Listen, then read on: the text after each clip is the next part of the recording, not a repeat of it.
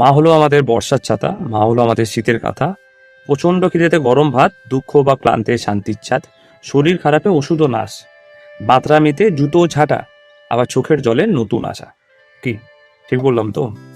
বাড়ি ফিরতে যখন আমার লেট হয়, ফোন করে কেন লেট হয়েছে, কোথায় আছিস সেসব জিজ্ঞাসা না করে বলে, কখন ফিরবি, সব ঠিক আছে তো, না খেয়ে বসে আছি, তাড়াতাড়ি আয়। জন্মদিন বা অনুষ্ঠানে গিফট দিলে বাবু রাগ হয়, বলে কি দরকার ফালতু খরচা করে, তুই তো আমার গিফট, সেভিংস কর, পরে কাজে লাগবে। জীবনে যত সমস্যা আমি ফেস করেছি, যখন একে একে ওই সোকল্ড ওই কাছের লোক যখন ছেড়ে চলে যায়, তখন ওই মানুষটা একমাত্র আমার পাশে থাকে, পিঠে হাত রেখে বলে, তুই হারতে পারিস না, তুই না আমার সন্তান, চেষ্টা কর।